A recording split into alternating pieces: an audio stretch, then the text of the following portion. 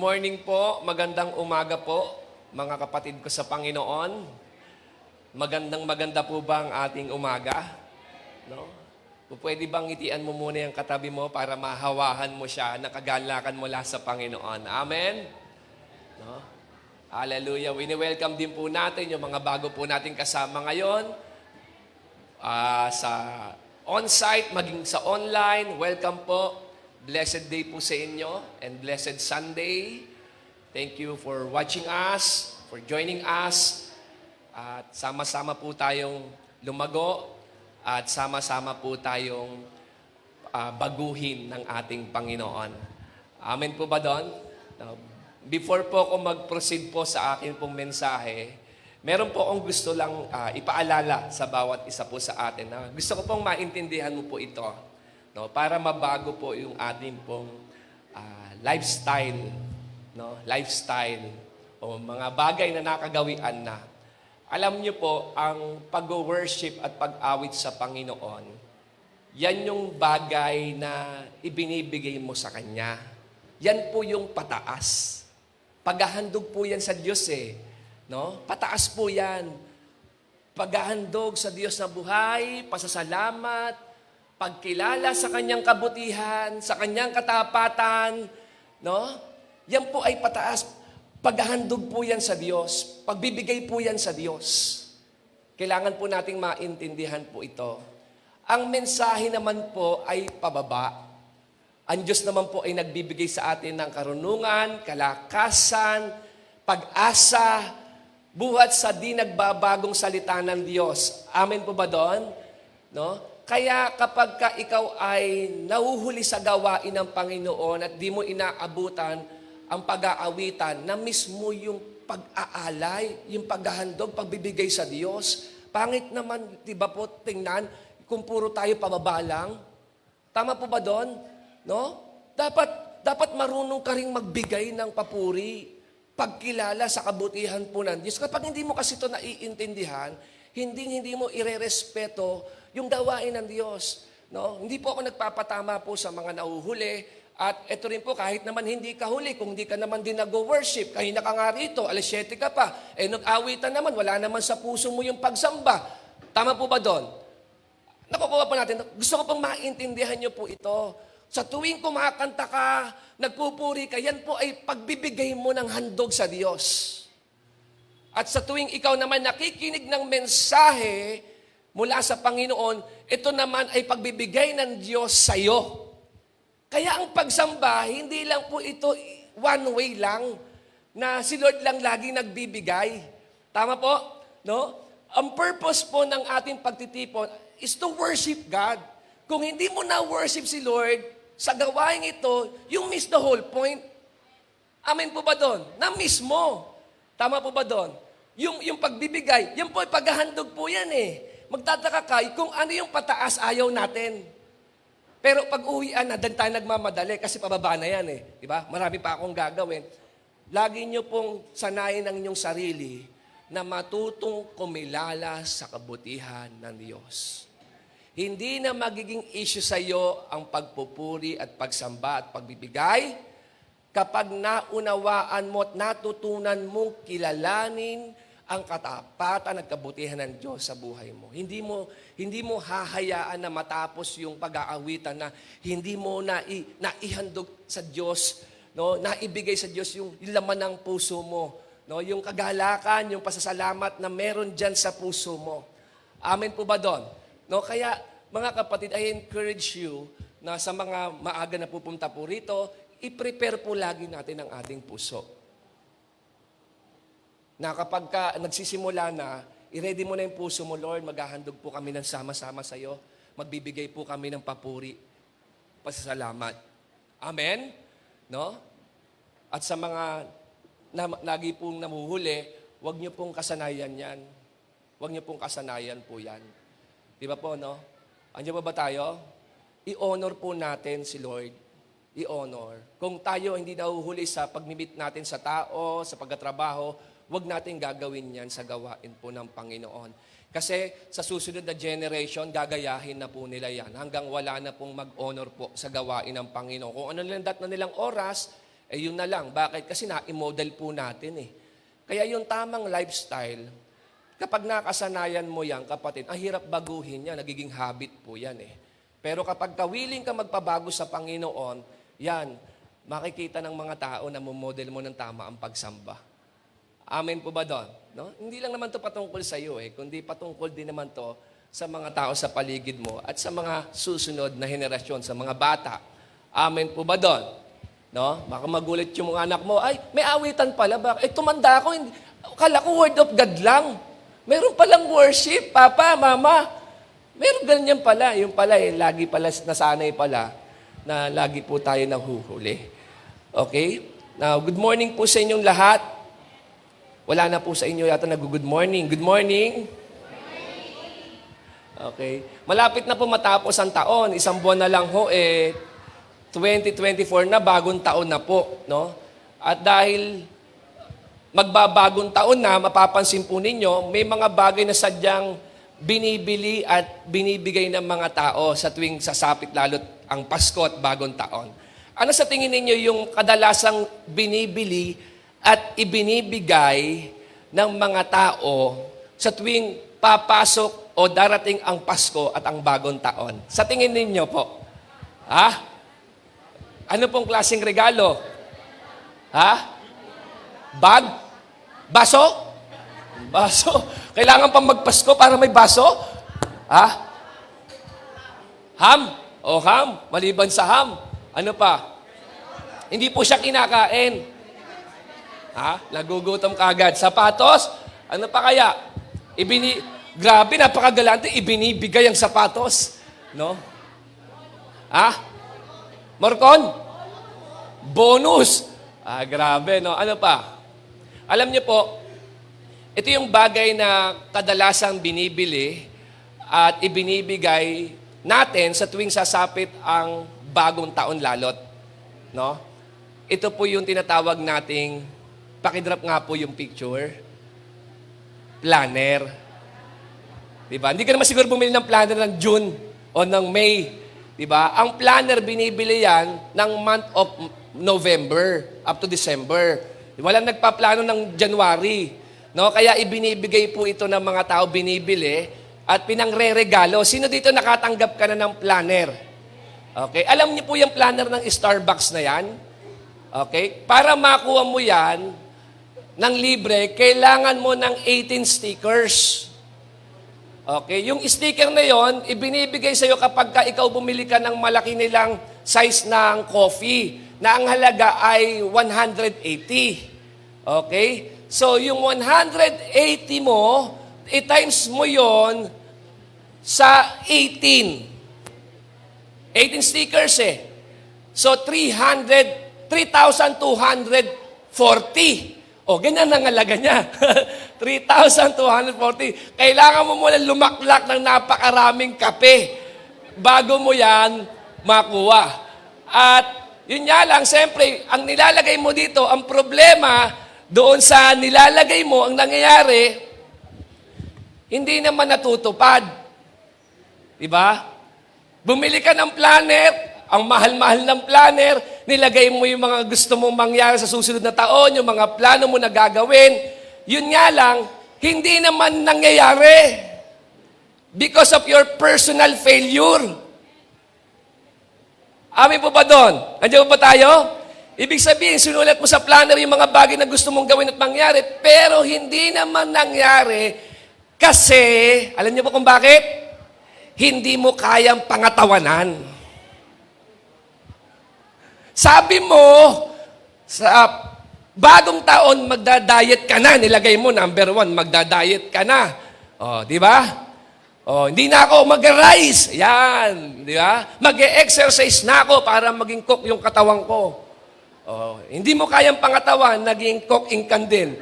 Di ba? Wala din eh. Di ba? Yun ang nagiging problema. Ang ganda ng planner, mahal-mahal ng planner. Yung nilagay mo yung mga bagay na gusto mong gawin at mangyari, hindi naman natupad because of your personal failure. Amin po ba daw, nilagay mo, magde-devotion na ako. O, hindi ka rin nakapag-devotion. Bakit? Hindi mo kayang pangatawanan. Amin po ba doon? No? Sabi mo, mag-iipon ka na next year.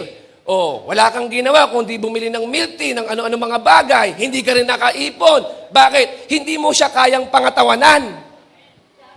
Tama po ba doon? Andiyan ba tayo?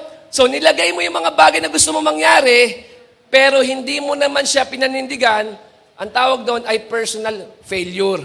Andiyan ba tayo? At kadalasan itong personal failure po natin, nagkukos po ito ng disappointment po. Ay, sayang. Akala ko magiging katawan ko na si ganito. Akala ko, nadidisappoint tayo.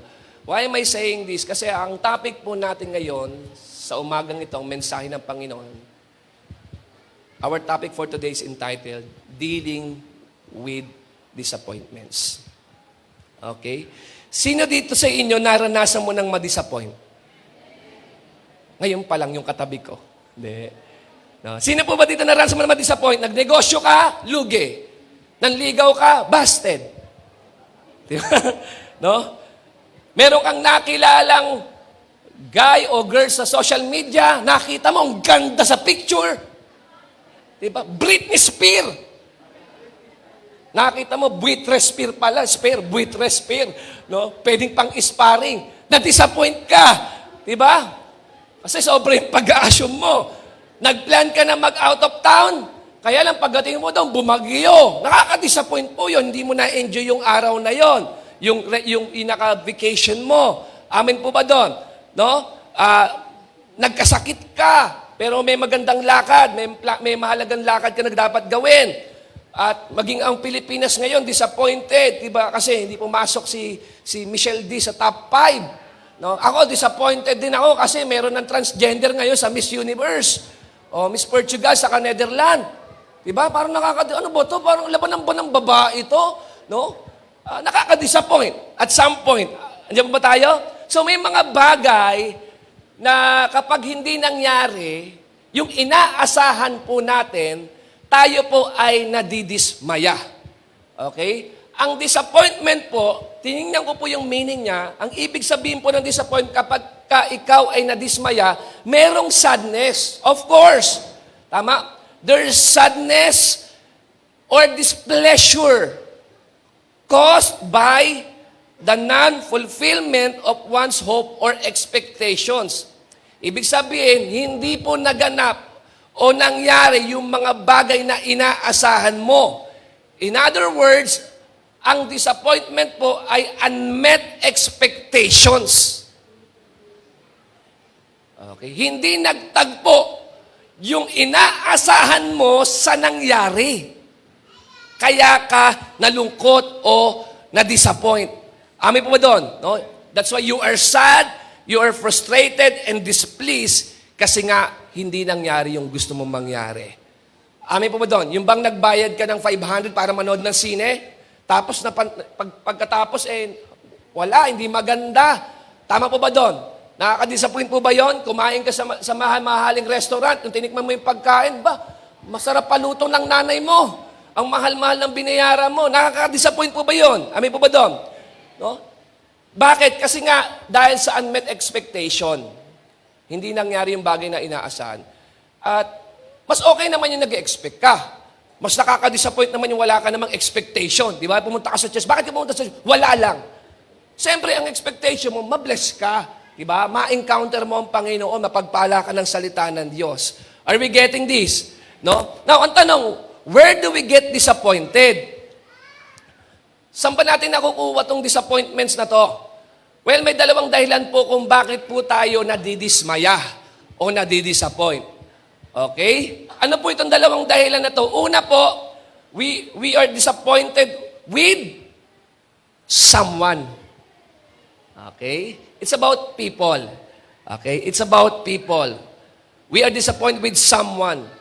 Ano ibig sabihin? Na-disappoint ka sa tao. Tama po ba doon? Yung bang may pinangako sa'yo, pero yung pangako ay hindi naman ginawa. Amen po ba doon? Sabi niya, ililibre ka. Hindi ka naman pala nilibre. So pinangakuan ka, pero hindi naman tinupad. For example, sa school, ikaw nagpakahirap para sa thesis ninyo, sa project mo. Pero yung mga classmates mo, yun ang kumuha ng credit. Tama po ba doon? Nakaka-disappoint po yun. Amen po ba doon? Disappointed ka, maybe sa husband mo, hindi nagpe-perform ng maayos. Tama po doon, disappointed ka sa parents mo, sa mga anak mo, sa kaibigan mo, sa office mate mo, sa boss mo. We are disappointed with someone. Amen po ba doon? No? Disappointed ka sa ka-churchmate mo. May disappointed po ba dito? Okay. Karamihan mga leaders yan. Yes. Yung nag-invest ka ng sobra-sobra, tinulungan mo sila. After nun, tinalikuran ka na, siniraan ka pa. Ang sakit nun. Nakaka-disappoint. Amen po doon? So we are disappointed with someone. Ano pa? Hindi lang po someone, kundi nadidisappoint din tayo because of this. Ano po? Because of situation. Sa sitwasyon. Sino dito na-disappoint ka na sa pangyayari? No? Sa sitwasyon. Sobrang traffic. Ako po ay sobrang disappointed kahapon dahil nagmamadali kami ni Pastora. Meron po akong dinedicate po na bata sa Quezon City. And then after noon, kailangan namin magtuloy po sa Pulilan para magninong ng kasal. Dati, bata lang nininong ako. Ngayon, ninong na ako ngayon sa kasal. 2 na po yung inaanak ko sa kasal. So, nagmamadali kami. Yun pala, para mapabilis, kailangan siyempre, saan ka dadaan? Sa expressway. Tama? Para mabilisan. Pero pagdating sa expressway, dahil nga merong long weekend, ay grabe. Almost 2 hours po kami nandyan. Ang kasal po ay 4:00. Alam niyo po kung anong oras kami nakarating? 6:45. Ganun katagal. Kaya hindi na po ako nakapag-entourage. No, hindi na po kami umabot. Nakaka-disappoint lang yung traffic. Sino dito na-disappoint ka na ng traffic? No? Ang halaga ng gagawin mo, pupuntahan mo, kaya lang nakaka-disappoint. O kaya naman, na-disappoint ka sa sitwasyon, ginawa mo yung best mo sa exam, yun nga lang, ikaw ay bumagsak. Diba? Na-disappoint ka sa isang lugar, ang ganda-ganda ng pagbablog, ang ganda ng proposal, ng offer, pero yung pumunta ka sa place na yun, hindi ka naman nagandahan, na-disappoint ka lang. Amin po ba doon? Yung iba din sa inyo, na-disappoint ka dahil hindi ka nakakuha ng 13 month. Kasi naalala mo, hindi ka pala nagtatrabaho. Diba? Kaya hindi ka diba? Na-disappoint ka kasi hindi mo nakakuha yung deal na kung saan doon sa deal na yun ay kokota ka. Pangyayari, no? Minsan yung sitwasyon ang nakaka-disappoint po na hindi po pumapabor sa atin yung pangyayari. At kapag po tayo nadidisappoint, no? Alam niyo po, ito po yung dapat po nating maintindihan, dapat po natin maalala at maunawaan. When we are disappointed, we need to realize this. Ano po dapat natin ma-realize? That there are things that is beyond our control. May ganun talaga. May mga bagay na kontrolado ka. Yes. Pero meron ding mga bagay at pangyayari na wala kang control. For example na lang, wala kang control sa kung ano gustong sabihin sa'yo ng tao. Wala kang control din tama mali. Wala kang control sa anumang gustong isipin sa'yo ng tao. Hindi mo kontrolado yun kung ano pumapasok sa isipan nila. Tama mali. Wala ka ring control pagdating sa panahon. Like for example, nag-set ka ng garden wedding and then bumagyo. Wala kang control talaga dun Amen po ba doon? So there are things that is beyond our control. And the only thing you can really control is how you react to things out of control. Hindi mo mang kontrolado yung mga pangyayari na pwede mong maranasan, pero kontrolado mo naman kung paano tutugon doon sa bagay na hindi mo kontrolado. Ikaw kasi may hawak niyan Amin po ba doon? Hindi naman ibig sabihin pinagsabihan ka ng pangit, kailangan mo na rin magsalita ng pangit sa ibang tao. Dapat kontrolado mo yun. Tama po doon? Hindi naman ibig sabihin na pinag-isipan ka ng masama at nalaman mo, pag-iisip ka rin ng masama. Kontrolado mo yan Amin po ba doon? So, yung response mo doon ay napaka-importante. No? Pero mayroong sitwasyon na hindi natin hawak at kontrolado. At doon, kadalasan, dito po tayo nadidisappoint. Amen? Natatandaan po ba kung kailan ka huling na-disappoint? Pastor, ngayon lang. Yeah, ngayon lang. Merong story sa Bible sa isang senaryo about the paralyzed man. with his friends. No? I believe most of you, you know this story. No? In Mark chapter 2, verse 1 to 5, okay, merong isang paralitiko, at itong paralitiko na to, meron siyang mga kaibigan. At yung mga kaibigan niya, gusto nilang dalhin kay Jesus ang kanilang kaibigang paralitiko para ito ay gumaling sapagkat naniniwala sila na magagawa ng Panginoon yon. May kapangyarihan ng Diyos, hindi lang magpagaling kahit bumuhay ng patay. So alam nila na ang Panginoong Yesus ay makapangyarihan. That's why nagkasundo sila, yung kanilang paralitikong kaibigan ay magkaroon sila ng pag-asa, nagagaling pa dahil sa Panginoong Yesus. So ito po yung story, basahin po natin in Mark chapter 2, verse 1 to 5. Sabi po diyan, a few days later, when Jesus again entered Capernaum, the people heard that he had come home. So ang ginawa, they gathered in such large numbers that there was no room left, not even outside the door. Wow! Grabe, jump pack yung bahay kung saan tumuloy si Jesus. Okay, hindi lang puno sa loob, maging sa labas, sobrang dami. And he preached the word to them. And then some men came, bringing to him a paralyzed man, carried by 4 of them, since they could not get him to Jesus because of the crowd. So they made an opening in the roof above Jesus by digging through it, and then lowered the mat the man was lying on. When Jesus saw their faith, he said to paralyzed man, "Son, your sins are forgiven." So sabi po rito, si Jesus bumalik sa isang nayon kung saan siya tumutuloy, no? Kadalasan, kasabi ng mga theologians, karamihan, no, ng kanyang tinutuloyan ay bahay ni Peter. Okay? So sa bahay na yon, nung nalaman ng mga tao na nandyan si Jesus umuwi, ang ginawa nila, pumunta sila kung saan naroroon si Jesus. Okay? Bakit? Kasi yung mga tao, sobra silang uhaw kay Jesus. Uhaw sila na mapakinggan ang Panginoong Yesus. Uhaw sila na makareceive ng word kay Jesus. Ganon din po ba tayo kauhaw sa mga oras pong ito? No? So si Jesus nandun sa bahay, nung nalaman ng mga tao, nagpuntahan ang napakaraming tao. Hindi lang siya dinalaw, kundi dinagsa ng napakaraming tao na punong-puno yung bahay mula sa loob at sa labas.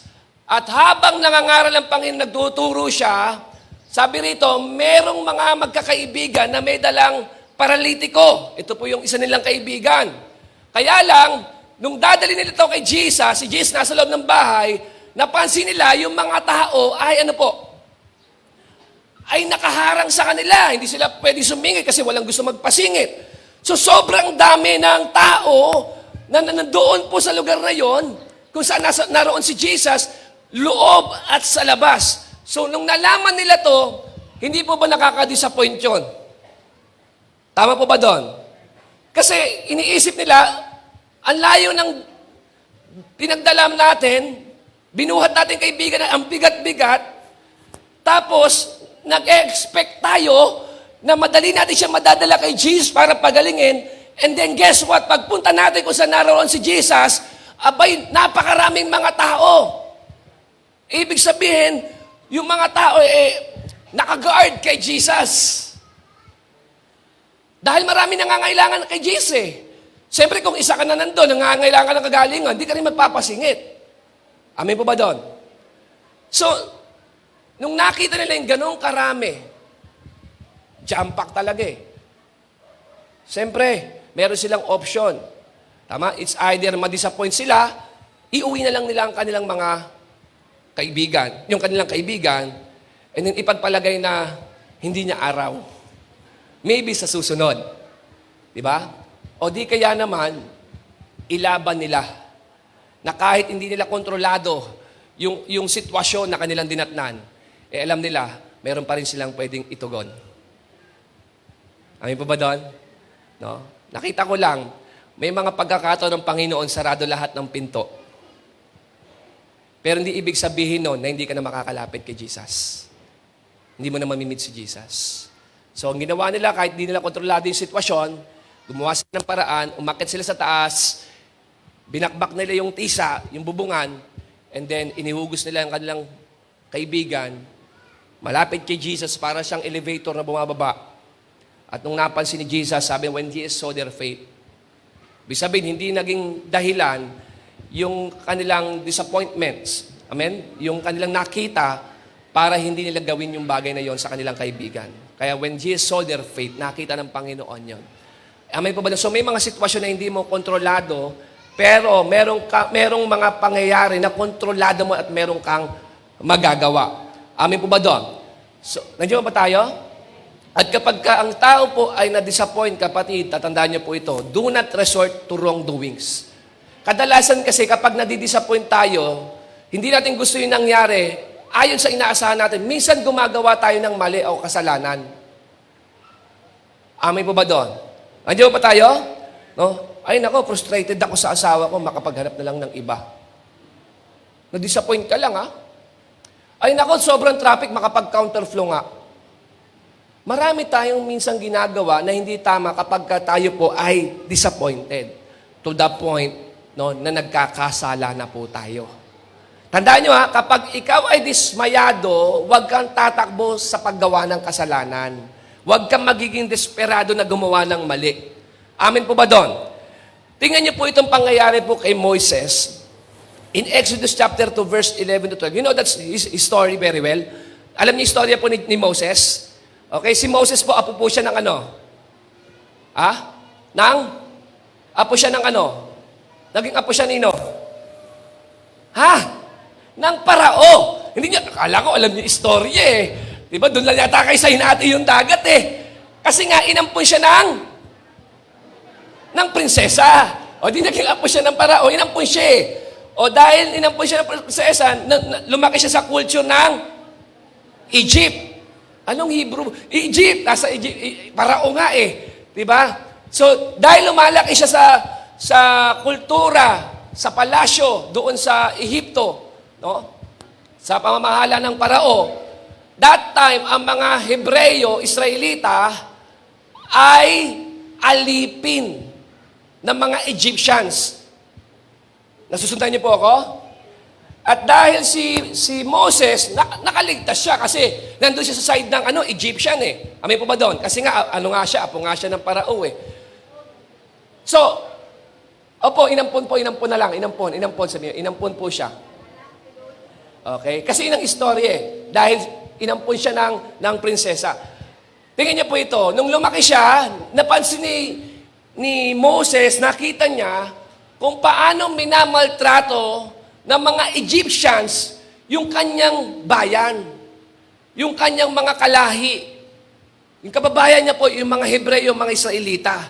Kung paano binubugbog, kung paano inaalipin, pinahihirapan, hanggang si Moses, sa sobrang disappointment niya, disappointed talaga siya, ang nangyari, hindi niya na matagalan. Nung nakita niya na merong isang Egyptian na ginugulpe, yung Egyptian na yun, ng isang Israelita o Hebreyo, ano ginawa ni Moses? Hinati yung dagat, malayo ka pa. Anong hinati yung layo ng istorya? Okay? Tingnan po natin, basahin po natin. Exodus 2:11 to 12. Hinati yung dagat, layo. Many years later, when Moses had grown up, ito naman, lumaki na po siya. He went out to visit his own people. Nakita niya, the Hebrews. And he saw how hard they were forced to work during his visit.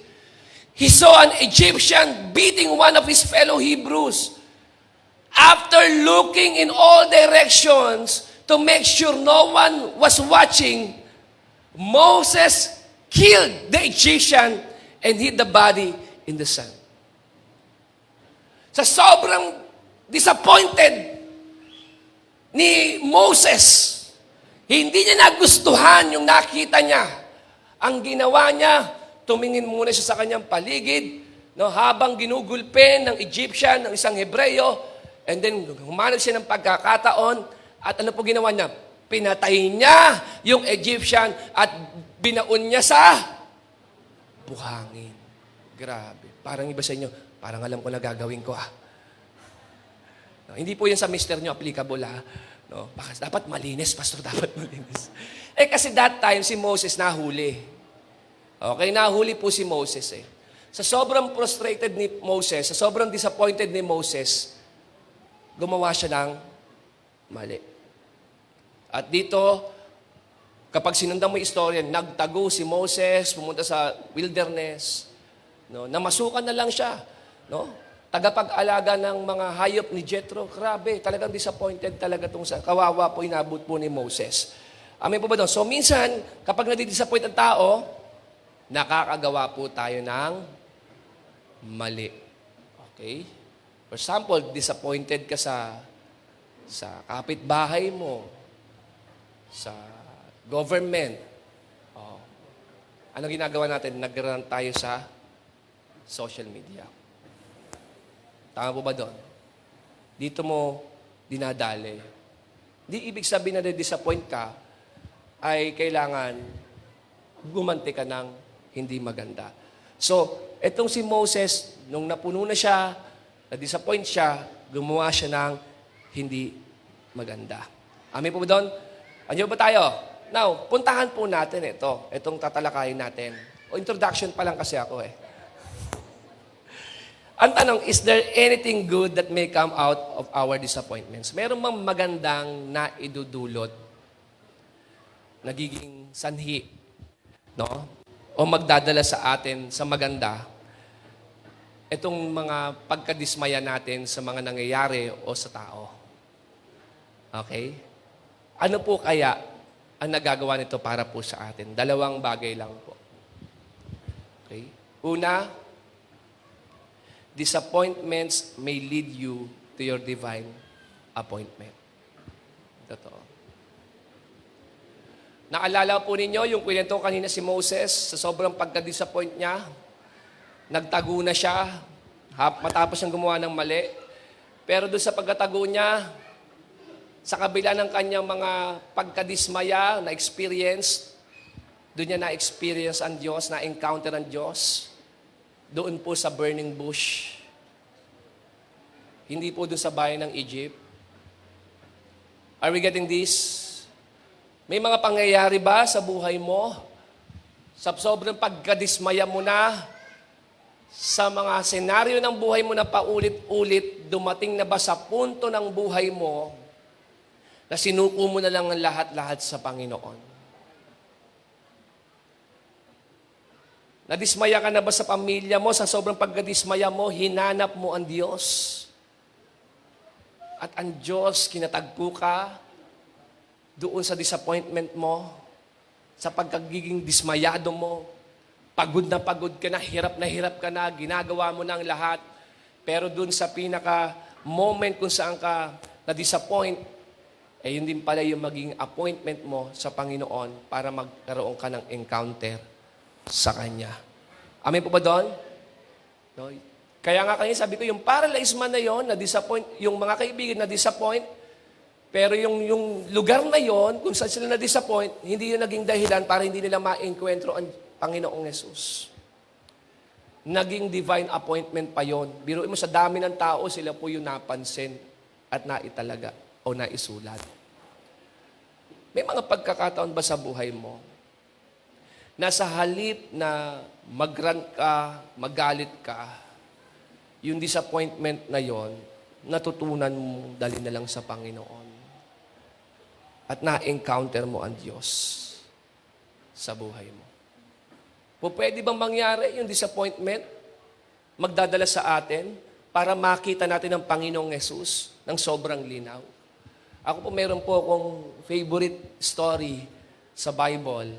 Ilang linggo ko na po ito mini-meditate. Sobrang nabibless po ako. Ilang beses ko na rin po naituro po ito sa live group, sa online, about sa story ni Peter in Luke chapter 5. Sa Luke chapter 5, ano po sabi po na basahin po natin? Ang Panginoon po, no? Hiniram niya yung bangka ni Pedro para siya ay mangaral sa mga tao. Pinalayo niya ng konti, pinasagwan niya kay Pedro, then ginawa niya itong pulpit o platform para sa word, para makapakinig ang mga tao.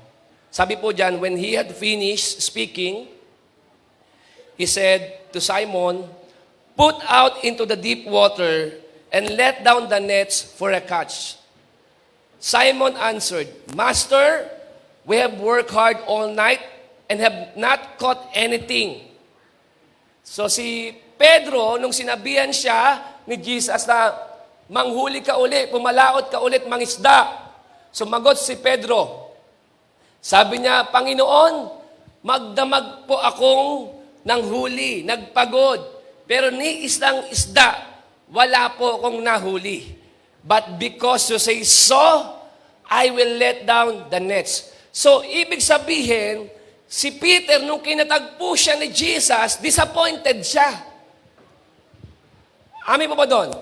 Disappointed siya kasi lahat ng kanyang pagod at paghihirap sa pagtatrabaho, paghahanap buhay, walang nangyari. Naranasan mo na ba yon? No, wala. Nagpakahirap ka, nagpakasipag ka, nagtiyaga ka, pero sa kabila ng lahat ng ito, walang naging resulta. Ganun na nangyari po kay Peter. No, nagpagod, pumalaot ng isda, pero walang nahuli ni isa. Pero sa kabila ng kanyang naranasang disappointment o sa kanyang pagiging disappointed, kapatid, hindi doon natapos ang Panginoong Yesus. At sabi din, pagkatapos mangaral ng Panginoon, binalikan niya si Pedro. In-encounter niya si Peter doon sa kanyang kalagayan. Amen. Sa kalagayan na walang-wala, pagod na pagod, hapong-hapo.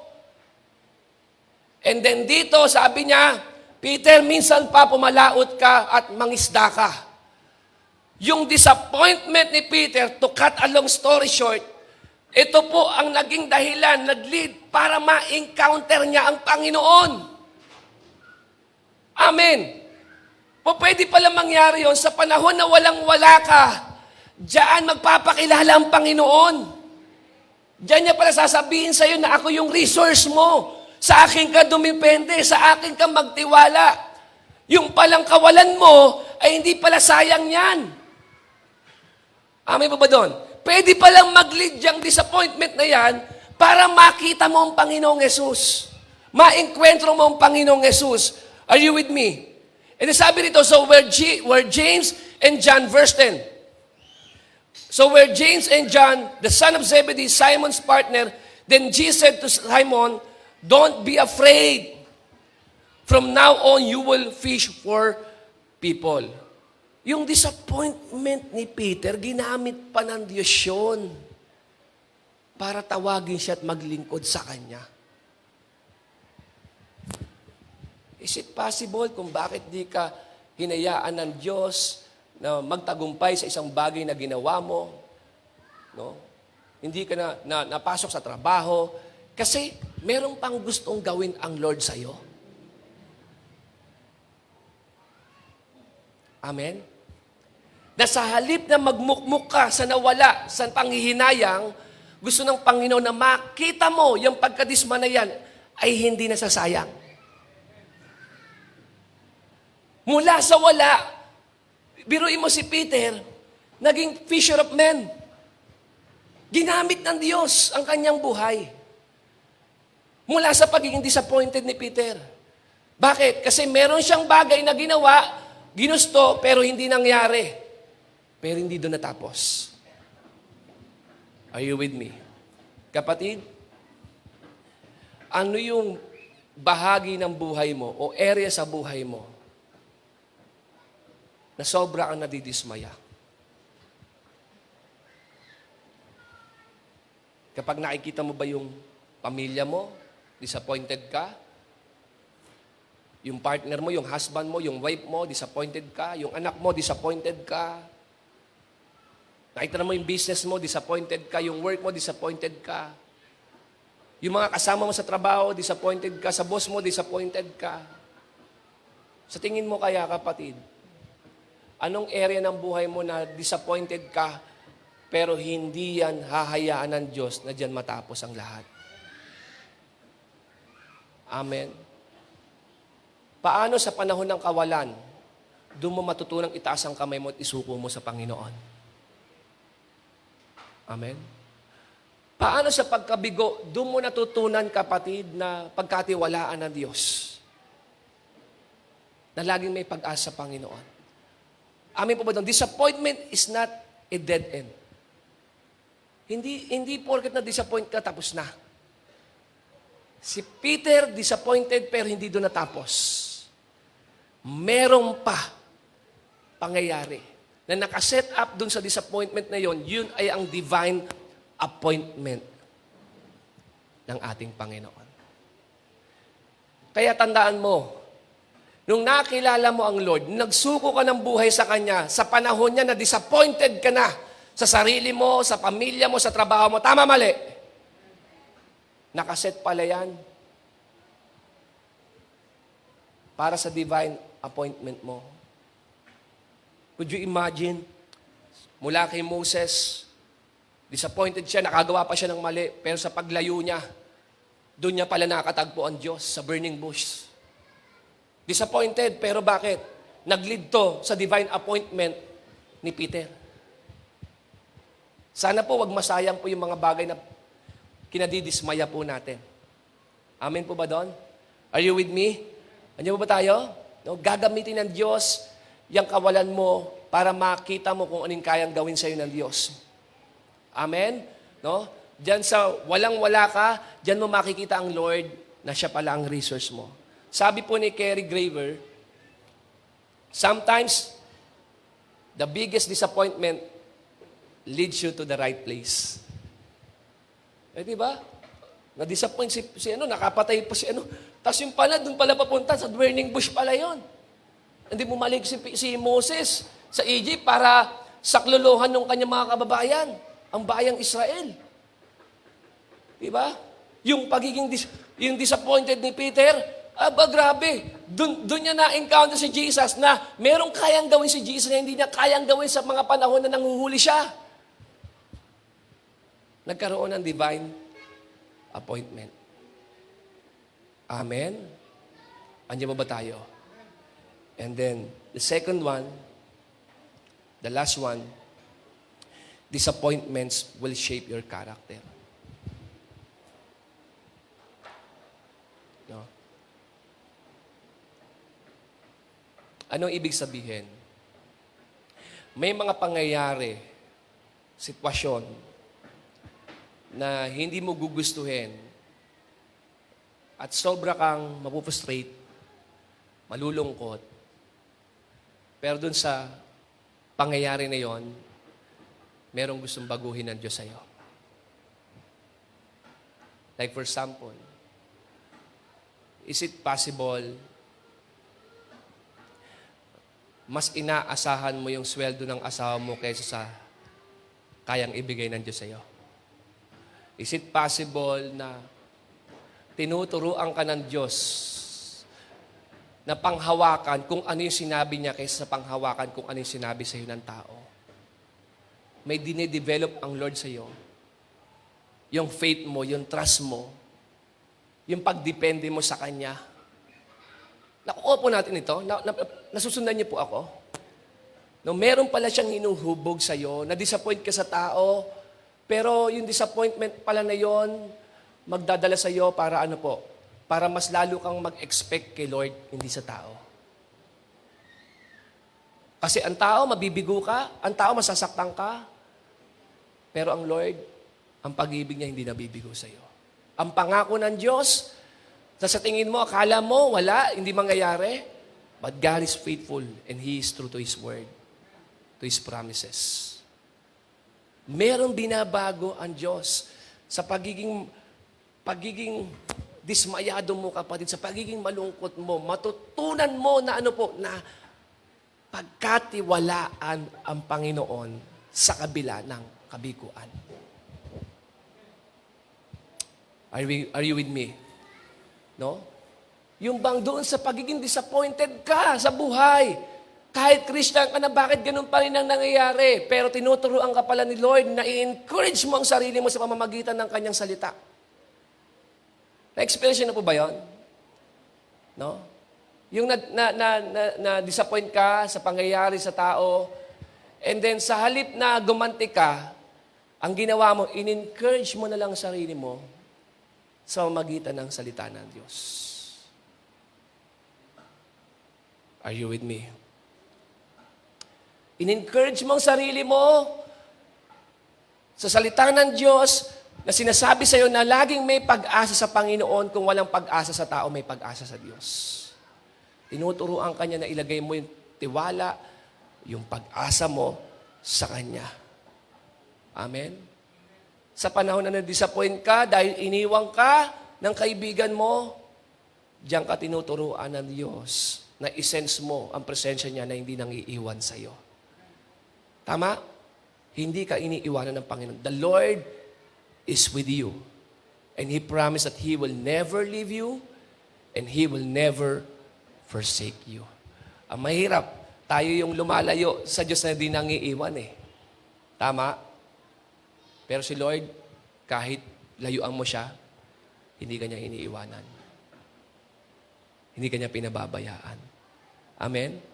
Is it possible na yung kabiguan na yan, yung pagkadisma na yan, sa halip na sirain niya yung ugali mo, matutunan mo kung paano dalhin yan sa paanan ng Panginoon, ibaba sa paanan ng Panginoon, sa Kanyang presensya, sa tuwing pumupunta ka sa gawain ng Diyos, bit-bit mo yung bigat. Noon na nakikita mo, disappointed ka sa nangyayari sa buhay mo, sa pamilya mo, sa trabaho mo, and then, every Sunday, o kaya may mga gawain, natutunan mo na dalhin lahat sa Panginoon, yung burden mo. Anya ba tayo? Hindi yung parang pumunta ka lang dito, parang wala lang, hindi. Ito yung panahon na, sino dito naniniwala ka na okay lang pumunta sa church nang hindi ka okay? Yes. Kung hindi ka okay, yun nga eh.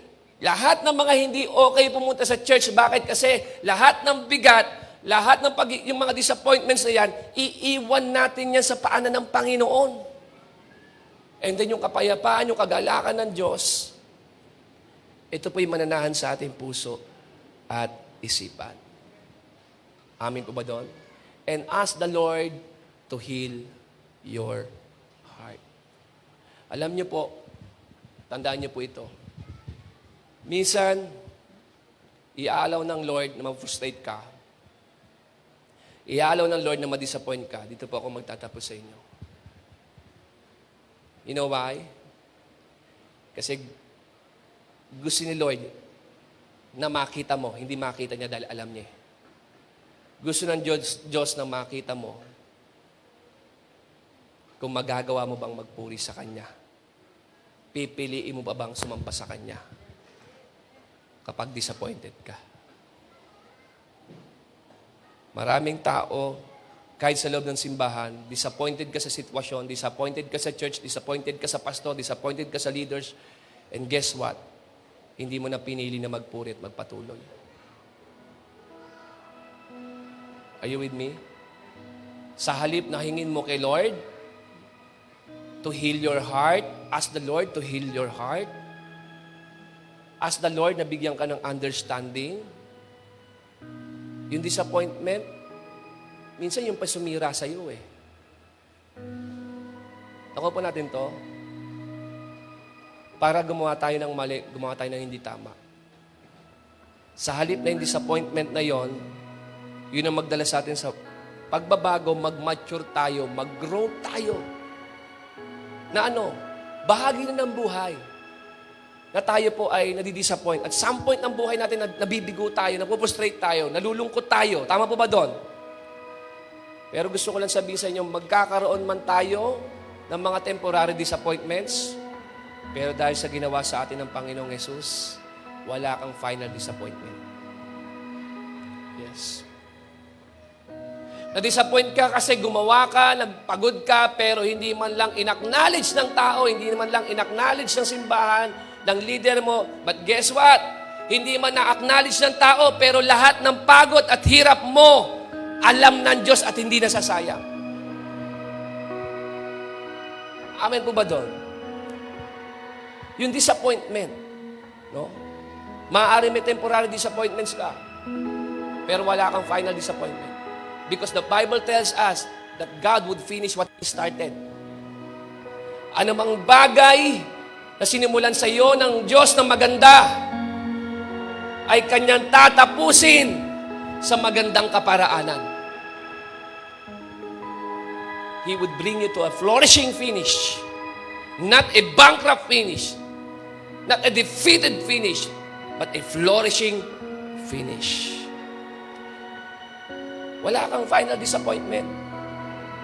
Yung tiwala, buhay na ibinigay mo sa Panginoon, kapatid, mamamatay ka man dito, tayong lahat dito, pero yung sinabi ng Lord na meron kang buhay na walang hanggan, dahil sa Panginoong Jesus, totoo yun. Amen mo ba doon? Wini-welcome natin ang mga temporary disappointments. Pero sa laman ng ating puso, sa laman ng ating isipan, alam natin sa dulo nito maganda. Alam natin kung bakit nangyayari ito kasi may wino-work out si Lord sa atin. Meron siyang gustong baguhin. Bakit? Baka mamaya sobra mo ng pagdepende sa tao pero hindi ka na depende sa Diyos. Natatakot kang malayo. Natatakot kang iwanan ng tao pero hindi ka natatakot na malayo sa Panginoon. Are you with me? Disappointments. It will lead you to your divine appointment. Yaan sa disappointment na meron ka, one day makikita mo gagamitin ng Lord yan para i-promote ka. Hindi pa kasi tapos si Lord sa'yo. Ang nakikita mo lang yung mga nangyayari sa nakaraan at nangyayari ngayon. Pero si Lord lang nakakakita ng finished product niya sa buhay mo. Minsan nabibigo ka, nalulungkot ka, pero si Lord nakangiti, anak, hindi pa dyan. Hindi yan ang dead end. Hindi yan ang the end ng iyong story. May magandang mangyayari sa iyo, nak. Alam ng Diyos yun na may maganda. Meron man. Lord, bakit mo inayaan mabigo ako? Nak, si Peter, na zero eh. Pero yung pagkasiro niya, di niya naiintindihan. Si Lord palang nagbibigay ng lahat-lahat. Amen po ba doon? Yung tiwalang binigay mo sa Panginoon, could you imagine kahit si Jesus maging ang salvation po natin? Ilang beses siya pinahirapan, bumagsak, tumayo, kasi tinapos niya yung kanyang sinimulan. Upang sino man manampalataya sa anak ay hindi mapahamak, kundi magkaroon ng buhay na walang hanggan. Wala kang final disappointment. Ang pinaka-nakakalungkot, yung hindi mo naiintindihan na ang Diyos, sabi niya, sino man nagbigay ng tiwala at pag-asa sa Kanya, He will never put you to shame. Hindi niya i-disappoint. Lahat ng ginawa mo, lahat ng pangyayari na inalaw mo si Lord na gawin sa buhay mo, yung mga luha mo, yung mga sakripisyo mo, hindi yan mababaliwala. Amen po ba doon? Sa Panginoon, lahat ng ating karanasan, walang sayang. Walang sayang. Kaya sa umagang ito, kapatid, kung ikaw man nakakaranas ng mga disappointments, disappointed ka sa partner mo, sa anak mo, sa magulang mo, sa karir mo, sa pag-aaral mo, kapatid, piliin mo pa rin na magpuri sa Panginoon, na maging divine appointment mo yan sa Kanya. Ask the Lord today, ask Him to heal your heart. And expect greater things from God. Not from men, but from God. Kasi yung hindi kayang gawin ng tao, yung hindi kayang tayuan ng tao, yung pangako na hindi kayang tuparin ng tao, kaya ng Diyos sa buhay mo. Kaya kung meron ka mang lubos sa pagkakatiwalaan, ang Diyos. Dahil madidisappoint ka ng pangyayari, madidisappoint ka ng tao, pero kapag nakatingin ka sa Diyos, alam mo na walang intensyon ng Diyos na biguin ang buhay mo. Na maging malungkot ka forever. Temporary, yes, nawawalan tayo, nagkukulang tayo, pero sabi ni Lord, okay, wala ka, kulang ka ngayon, Pedro, pero hindi yan ang ending mo. Amen. Dapat makita po natin yun. Pwede pa tayong lahat ay tumayo.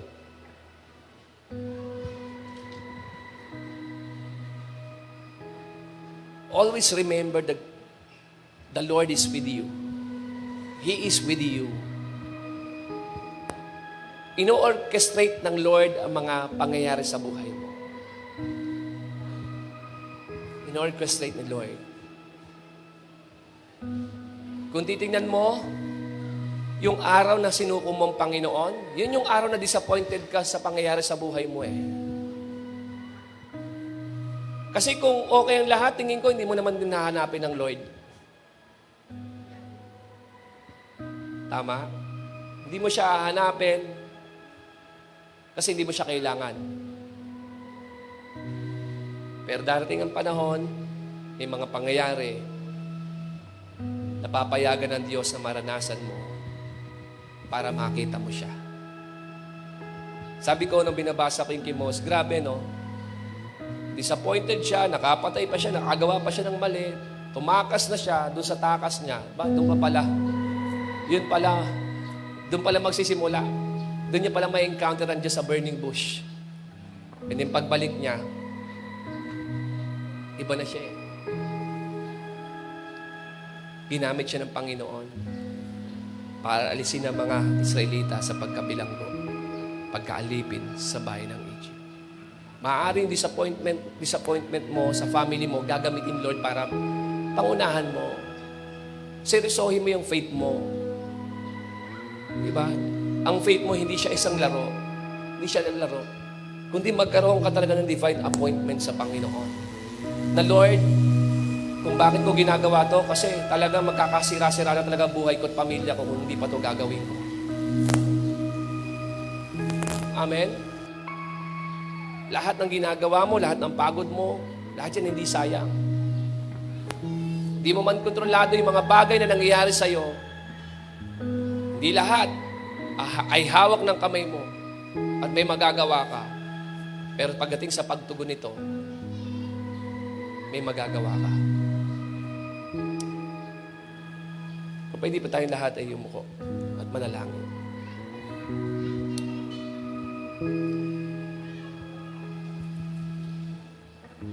And ask the Lord to heal your heart. Lord, sa halip na maprostrate ako sa asawa ko, idadalayan ko po sa iyo. Lord, I pray for my husband, for my wife, for my family. Sa halip na magrant ako, magreklamo ako, gumanti ako, magpatama ako, Lord, dadalhin ko po sila sa iyo. Yung tao, Lord, na nakasakit sa akin, na na-disappoint ako, Lord, dadalhin ko po ito sa iyo. And heal my heart, Lord, heal my heart. Totoo nga, Panginoon, kung meron man kaming dapat lubos na pagkatiwalaan, hindi yung sinabi ng tao, kundi yung sinabi mo po sa amin.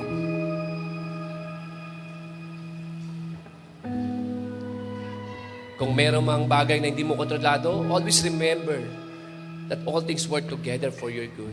And the Lord is with you, and He is for you. He is for you. He is for you. Ask the Lord, Lord, ano po yung gusto mong matutunan ko?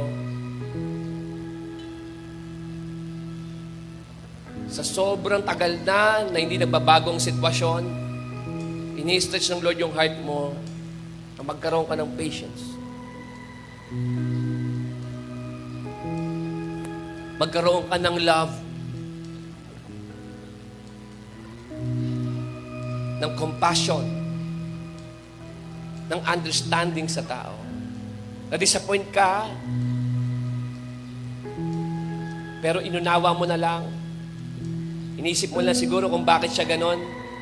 Kasi may sugat din siya.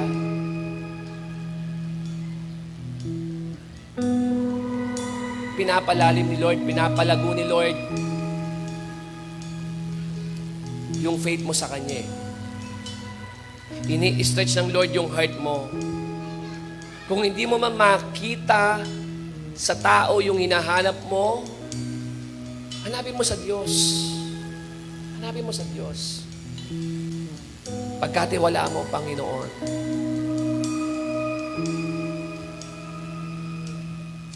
At huwag magdala sa atin sa paggawa ng mali at kasamaan kapag ang mga bagay-bagay ay hindi pumanig sa atin.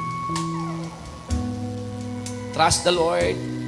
Trust in the Lord with all your heart and lean not on your own understanding. In all your ways, acknowledge Him and He will direct your paths.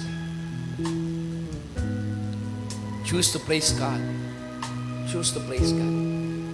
Diyan sa sugat, diyan sa kalungkutan na nararanasan mo, piliin mo pa rin na papurihan ng Panginoon. Sambahin ng Panginoon. Lord, ngayong umaga pong ito, hayaan po ninyo, O Diyos, doon sa aming mga disappointments, ay magdala po sa amin para ikaw ay maengkwentro, para ikaw ay pagkatiwalaan, para ang salita mo, Lord, ganang magbigay pag-asa sa amin.